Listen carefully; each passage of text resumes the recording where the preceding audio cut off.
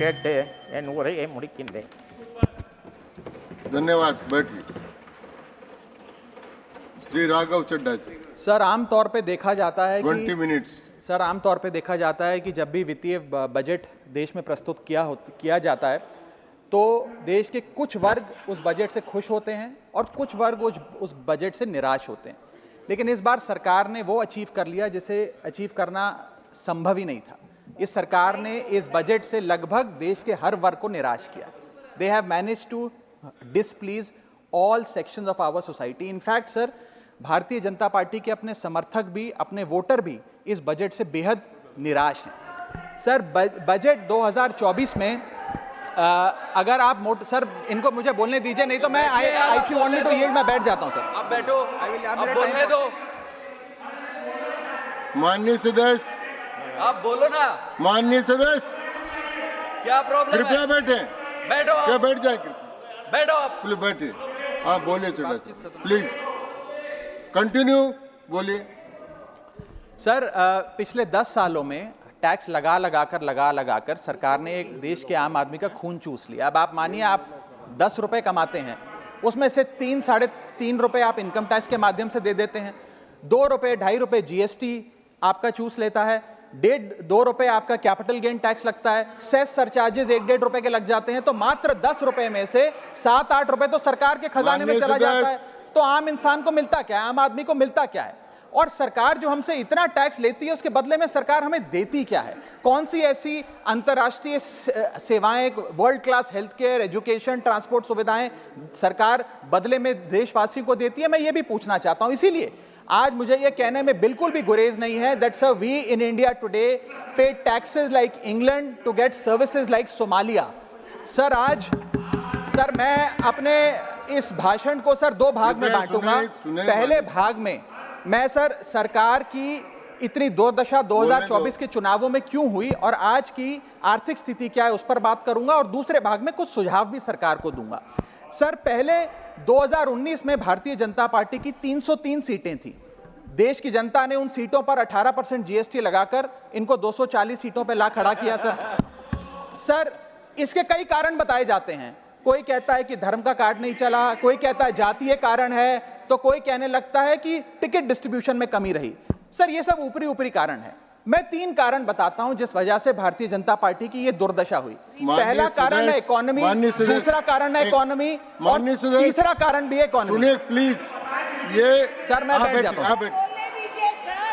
ये राष्ट्रपति के अभिभाषण पर चर्चा नहीं है, ये आम बजट पर चर्चा है। माननीय राघव चड्ढा जी आपस में बात नहीं करें। माननीय राघव चड्ढा जी, ये राष्ट्रपति के अभिभाषण पर चर्चा नहीं है, ये आम बजट पर चर्चा। बोलिए आप। सर बजट पे आप बोलो। आप बजट पर बोलिए, आम बजट। सर अगर आपने मेरी पूरी बात सुनी होती तो शायद इतनी आपत्ति इन लोगों को ना होती। सर मैं यही कहना चाह रहा हूं कि कई कारण बताए जाते हैं चुनावी हार के, लेकिन मेरे मुताबिक 3 महत्वपूर्ण कारण है।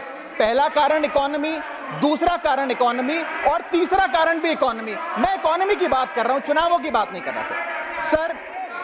सर पहला कारण, सर मैं बैठ जाता हूं, सर इनको चिल्लाने दीजिए, मैं बैठ जाता हूं सर। माननीय सदस्य बैठिए। जब आपका समय आए तो आप बता देना दिल्ली में कैसे आ रहे, अभी उनको बोलने दीजिए। बोलिए बंद।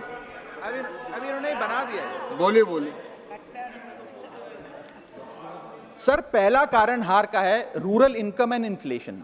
सर भारत की 60% से ज्यादा आबादी सर गांव में बसती है, लेकिन आज सर सर ये ठीक नहीं है सर। इनकी तबीयत खराब है, इनके पेट में क्यों दर्द हो रहा है? इनकी तबीयत खराब है, इनकी तबीयत खराब है। क्या दिक्कत है? इनके पेट में दर्द हो रहा है, इनकी तबीयत खराब है क्या सर? आज आप बैठिए, बैठ जाए। माननीय सदस्य कृपया बैठे, बैठ जाए। मन कृपया बैठे, बैठिए।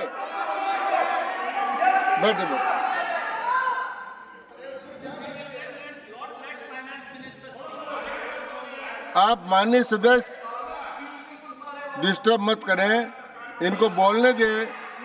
आपको बोलने का अवसर मिलेगा, अभी इनको बोलने दें। हाँ सर मैंने 2.5 मिनट बोला, उसमें 5 बार इन्होंने इंटरप्ट किया है। मैं अपना समय सूद समेत इनसे वसूलूंगा सर। सर मैं आगे चलता हूं सर। इस देश में सर पहला मेरा कारण था, ब्याज की आदत ठीक नहीं है sir, rural income and inflation. Sir आज rising rural inflation, rural unemployment, low crop yield, income inequality, farmer debt, high input cost, low income, no MSP और क्रॉप लॉसेस के चलते यह आलम है सर कि रूरल इनकम ग्रोथ वित्तीय वर्ष 23-24 में डेकेडल लो पे है, डेकेडल लो पे।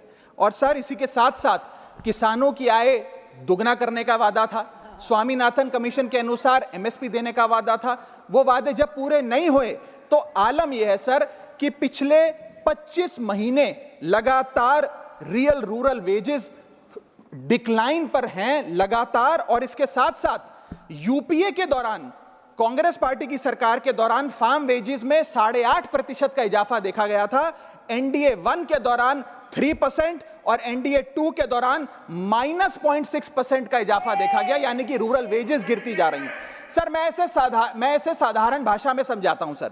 सर 2014 में एक दिहाड़ी मजदूर एक दिन की अपनी दिहाड़ी से 3 केजी अरहर की दाल खरीद सकता था सर। सर आज वही दिहाड़ी मजदूर वर्ष 2024 में एक दिन की दिहाड़ी से 1.5 केजी अरहर दाल खरीद पा रहा है, यानी कि महंगाई भी बढ़ रही है और उसकी आमदनी भी घट रही है। इसका नतीजा क्या हुआ सर? इसका नतीजा यह हुआ कि इनका वोट शेयर घटा, रूरल एरियाज में 5% भाजपा का वोट शेयर घटा, इनके खुद के यूनियन एग्रीकल्चरल मिनिस्टर चुनाव हार गए और 398 रूरल सीट्स में से 2019 में इनको 236 मिली थी, आज 398 सीट्स में से इस बार मात्र 165 सीटें मिली हैं, यानी कि रूरल इंडिया में इनको नकार दिया गया है सर। सर दूसरा मेरा जो आज देश में आर्थिक स्थिति है जिसके कारण इनकी भी ये चुनावों में दशा हुई, उसका है फूड इन्फ्लेशन। सर थाली का बजट बिगड़ गया सर, आटा हो, दूध हो, चावल हो, दही हो, हर वस्तु पे महंगाई का आलम है, जीएसटी का आलम है और लगातार इस देश में फूड इन्फ्लेशन बढ़ता जा रहा है। 9 से 9.5% के लगभग आसपास फूड इन्फ्लेशन मंडरा रही है सर इस देश में। और मैं पूछना चाहता हूं सरकार से कि वो कमोडिटीज जिसमें हम सेल्फ सफिशिएंट थे, वो कमोडिटीज जिसमें हम एक्सपोर्ट किया करते थे, उसमें कैसे महंगाई घुस गई? और अगर वो कमोडिटीज भी महंगी हो गई हैं तो उसका फायदा किसान को क्यों नहीं मिलता? वो सारा पैसा जा कहां रहा है? ये एक बड़ा महत्वपूर्ण सवाल है सर। आटा 2014 में 21 रुपए प्रति केजी बिका करता था, आज 42 रुपए प्रति केजी हो गया है। दूध 30 रुपए प्रति लीटर के आसपास बिका करता था वर्ष 2014 में, आज 2024 में 70 रुपए प्रति लीटर बिकता है सर। देसी घी 2014 में 300 रुपए प्रति केजी पे बिका करता था, आज 2024 में 675 रुपए प्रति केजी बिकता है। अरहर की दाल 80 रुपए प्रति केजी बिका करती थी 2014 में, आज 230 रुपए प्रति केजी बिक रही है और न जाने कितनी वस्तुओं के दाम आसमान छू रहे हैं सर। और अगर यही रफ्तार रही महंगाई की तो जितनी रफ्तार से 303 से 240 पर आए हैं उससे तेज रफ्तार से 240 से 120 पर आएंगे सर ये लोग। Sir third reason is unemployment, यानी कि बेरोजगारी। सर इनफॉर्मल सेक्टर हो या फॉर्मल सेक्टर हो, अनऑर्गेनाइज सेक्टर हो या ऑर्गेनाइज सेक्टर हो, हर जगह अनएम्प्लॉयमेंट है। और सीएमआई की रिपोर्ट यह बताती है कि अनएम्प्लॉयमेंट दर ऑर्गेनाइज सेक्टर की इस देश में 9.2% है। अनऑर्गेनाइज सेक्टर की तो बात ही भूल जाइए, ऑर्गेनाइज सेक्टर की अनएम्प्लॉयमेंट दर 9.2% है। और हम लोग अपने देश के ह्यूमन रिसोर्सेस को किस कागार पे लाकर खड़ा कर दिया है उसका आलम देखिए सर। उत्तर प्रदेश सरकार के सचिवालय में पीएन की पोस्ट के लिए 368 नौकरियां निकली, 23 लाख लोगों ने उसके लिए आवेदन पत्र दिए। इंडियन रेलवेज के ग्रुप डी एम्प्लॉइज में 63,000 पोस्ट निकली, उसके लिए 2.5 करोड़ लोगों ने आवेदन पत्र दिए। 2.5 करोड़ ऑस्ट्रेलिया की आबादी से भी ज्यादा है sir. Sir 9,900 constable post Bihar police निकालती है, उसके लिए 11 लाख आवेदन पत्र आते हैं। और सर सारी चीजें छोड़िए, महाराष्ट्र सचिवालय के कैंटीन में 12 वेटरों को भर्ती करने के लिए जब आवेदन पत्र मांगे गए तो 7,000 लोगों ने आवेदन पत्र दिए, जिसमें कई पोस्ट ग्रेजुएट्स और ग्रेजुएट्स भी शामिल थे। सर यह बेरोजगारी का आलम है। चौथा, की सेक्टर स्टैग्नेशन। जितने की सेक्टर्स हैं इस देश में, कंस्ट्रक्शन हो, ट्रेड हो, जो इंप्लॉयमेंट क्रिएट करते उसमें एक स्टैग्नेशन आता जा रहा है। और इंडस्ट्री का इन्वेस्टमेंट जिसे कहते हैं ग्रॉस फिक्स्ड कैपिटल फॉर्मेशन, वो लगातार घटती जा रही है। और मुझे बताते हुए दुख है कि न्यू प्राइवेट इन्वेस्टमेंट वित्तीय वर्ष 24-25 के पहले क्वार्टर में 25 ईयर लो पर आ खड़ी है, यानी कि निवेश नहीं कर रही है इंडस्ट्री आज भारत देश की। सर, पांचवा कारण है गिरती हुई पर कैपिटा इनकम, यानी कि प्रति व्यक्ति आय। देश के 12 राज्यों में लगातार पर कैपिटा इनकम घटी, उन 12 में से 9 राज्यों में भारतीय जनता पार्टी का वोट शेयर भी घटा। छठा कारण, decline in financial savings and rising debt burden on the Indian household, यानी कि एक औसतन भारतीय परिवार का कर्ज बढ़ता जा रहा है और उसकी सेविंग्स घटती जा रही हैं। फाइनेंशियली हम लोग फ्रेजाइल होते जा रहे हैं, और ये रिजर्व बैंक ऑफ इंडिया के गवर्नर ने खुद कहा कि सेविंग्स बैंक अकाउंट खातों में से सेविंग्स गायब होती नजर आ रही हैं। हमारा net financial savings to GDP ratio वो घट रहा है, हाउस होल्ड सेविंग्स वो घट रही हैं, और लगातार सेविंग्स में डिक्लाइन देखा गया। और मैं एक सिर्फ बुराई नहीं करना चाहता, मैं सुझाव भी देना चाहता हूं। मैं आने वाले अपने भाषण के भाग में 8-10 महत्वपूर्ण सुझाव भी सरकार के लिए लाया हूं। देश हित में, देश की अर्थव्यवस्था के हित में सुझाव देना चाहता हूं। पहला सुझाव, index minimum wages with inflation, यानी कि न्यूनतम मजदूरी आय को बढ़ती महंगाई के साथ जोड़िए। Ma'am, inflation erodes purchasing power. Inflation वो महंगाई वो दीमक है जो आपकी परचेजिंग पावर, आपकी संपत्ति को खा जाती है। इसीलिए आज मैं कहना चाहता हूं कि जैसे बेल्जियम जैसे देशों ने ऑटोमेटिक इंडेक्सेशन ऑफ वेजेस लागू किया है, उसी प्रकार हमारे देश में भी मिनिमम वेजेस की ऑटोमेटिक इंडेक्सेशन होनी चाहिए। और यहां मैं ये बताना चाहूंगा कि मेरे नेता अरविंद केजरीवाल जी ने, हमारी आम आदमी पार्टी की सरकार ने देश में सबसे ज्यादा मिनिमम वेजेस दिल्ली में देने का काम किया। दूसरा मेरा महत्वपूर्ण सुझाव, rework the agricultural pricing formula, यानी कि जब किसान खुले बाजार में अपनी फसल बेचने जाता है मैम, तो वहां पर एक मिनिमम रिजर्व प्राइस होना चाहिए, यानी कि उस प्राइस के नीचे किसान की कमाई नहीं होगी, किसान को उस रेखा के नीचे का दाम नहीं मिलेगा। इससे प्राइस वोलेटिलिटी से किसान बचेगा, इकोनॉमिक सिक्योरिटी किसान को मिलेगी और प्रोडक्शन में कंटिन्यूटी रहेगी। मेरा तीसरा सुझाव, legal guarantee to MSP in accordance with Swaminathan commission report. Swaminathan commission report की बात सुनते सुनते कि हम लागू करेंगे, मेरे भी बाल पक गए हैं, लेकिन आज तक लागू नहीं हुआ। मैं अनुरोध करूंगा सरकार से कि उस लीगल गारंटी को देश के किसान को सौंपे। चौथा और बहुत महत्वपूर्ण, हाथ जोड़कर विनती करना चाहूंगा, restore indexation on long term capital gain. Ma'am, पूरे दुनिया में इन्वेस्टर्स को इन्वेस्टमेंट्स करने के लिए प्रमोट करने के लिए इंसेंटिवाइज किया जाता है। इस देश में इंडेक्सेशन हटाकर हम इन्वेस्टर क्लास को डिसइंसेंटिवाइज कर रहे हैं इन्वेस्ट करने के लिए। इंडेक्सेशन हटाना टैक्स लगाना नहीं है, इन्वेस्टर्स को पीनलाइज करने जैसा है। मैडम, मैं बताना चाहता हूं, inflation ravages the value of money. पैसे को खा जाता है इन्फ्लेशन, इसीलिए हम कॉस्ट ऑफ एक्विजिशन को इंडेक्स कर कैपिटल गेन टैक्स की कैलकुलेशन करते हैं। और जो लोग खुश हैं आज कि कैपिटल गेन टैक्स को 20% से घटाकर 12.5 कर दिया है, उनके लिए मैं एक उदाहरण लाया हूं। इस उदाहरण के माध्यम से हम समझ जाएंगे कि कैसे इंडेक्सेशन हटाना इस देश के इन्वेस्टर को एक बहुत बड़ी उसकी जेब पे डाका डालने जैसा है। मैडम, फर्ज करिए कि 2001 में आपने 1 करोड़ रुपए का एक मकान खरीदा। वो मकान की दर 6% के हिसाब से बढ़ती गई उसकी वैल्यू, और आज वो मकान जो 1 करोड़ का आपने 2001 में खरीदा था, वो आज 4 करोड़ 17 लाख रुपए का हो गया। अब 2 सिनेरियो हैं, एक इंडेक्सेशन का सिनेरियो जिसमें आप बेचें उस पर टैक्स लगे, और एक नया सिनेरियो जिसमें आप उसे बेचेंगे तो नई रेट के अकॉर्डिंग उस पर टैक्स लगेगा। मैं पहले पुराने सिस्टम के हिसाब से, इंडेक्सेशन वाले सिस्टम के हिसाब से उस पर कितना टैक्स लगेगा वो आपको बताना चाहता हूं। आज वो मकान जो आपने वर्ष 2001 में 1 करोड़ का खरीदा था, वो आप 4 करोड़ 17 लाख रुपए का बेचती हैं, तो आपकी सेल प्राइस 4 करोड़ 17 लाख, लेकिन आपकी purchase price, inflation adjusted indexed purchase price 1 crore नहीं, लगभग 3 करोड़ 60 लाख के आसपास आती है। यानी कि आपका sale price minus purchase price, जो प्रॉफिट ऑन सेल है, वो 54 लाख रुपए होता है। उस 54 लाख रुपए पर 20% के अकॉर्डिंग आप पे टैक्स लगता है। यानी कि इंडेक्सेशन वाले फॉर्मूले से आपको कुल टैक्स 10,80,000 रुपए देना पड़ता है। मैं राउंड ऑफ करके 11 लाख रुपए कहता हूं।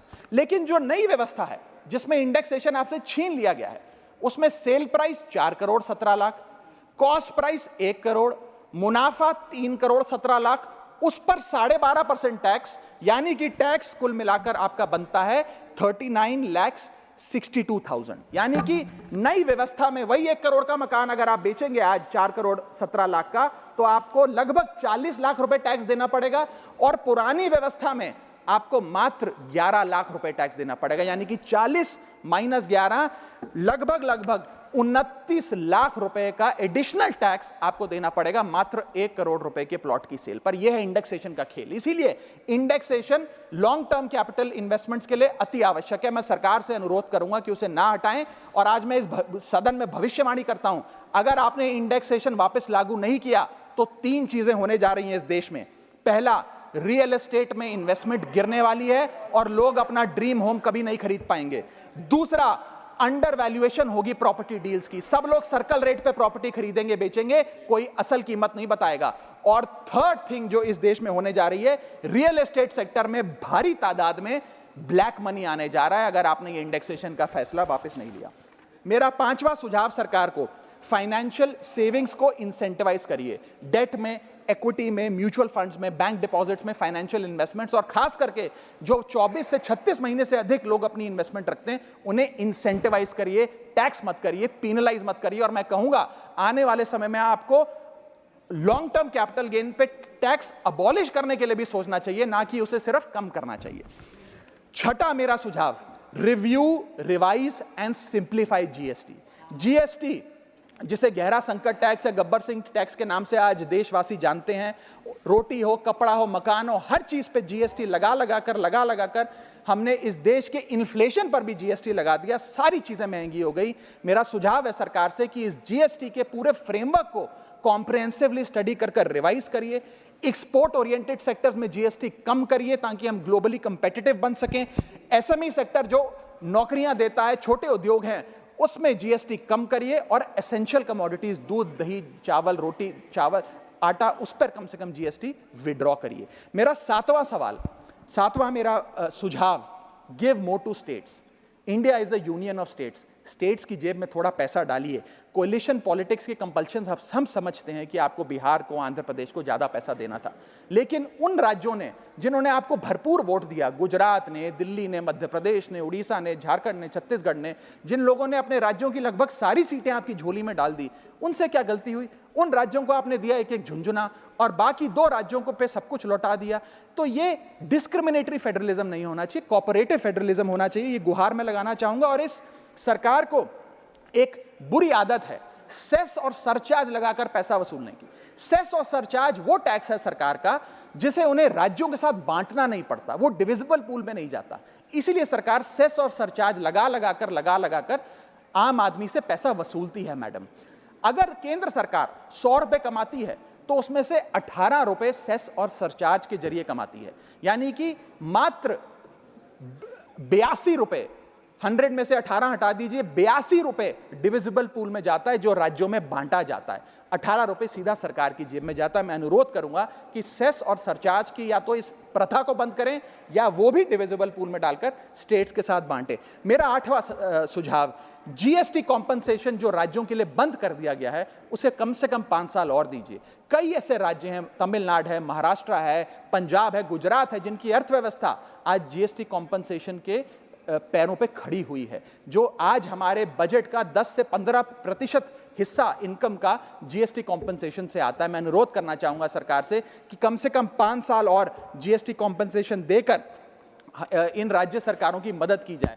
और अंत में बस मैं यही अपनी बात बोलकर खत्म करूंगा मैडम, कि इस बजट ने टैक्स बढ़ा बढ़ाकर इस देश के आम आदमी के खून चूसने का काम किया। मैं अनुरोध करूंगा कि डायरेक्ट टैक्स हो या इनडायरेक्ट टैक्स हो, इस पूरी व्यवस्था पे एक बार फिर से गौर फरमाया जाए। जो मैंने शुरुआत में कहा था उसे दोहराऊंगा, हम 10 रुपए अगर कमाते हैं तो उस पे 3-3.5 रुपए इनकम टैक्स लगता है, उस पे 2 से 2.5 रुपए जीएसटी खा जाता है, 1.5 रुपए का कैपिटल गेन टैक्स लगता है, आधे पैसे का सरचार्ज और सेस लगता है, यानी कि 10 रुपए में से 6 से 7 रुपए सरकार की जेब में चले जाते हैं। यानी कि अगर आप साल में 10 रुपए कमा रहे हैं तो 7 से 8 महीने की जो आपकी कमाई है वो सरकार ले जाती है, मात्र 3-4 महीने की कमाई आपकी जेब में आती है, और उस पर भी अन्य प्रकार के टैक्स लगते हैं।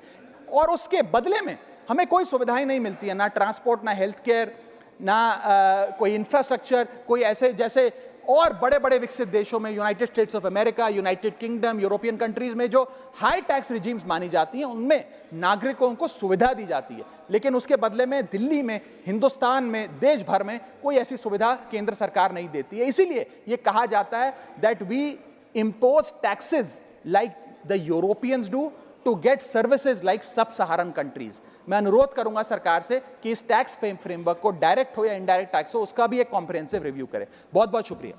धन्यवाद। माननीय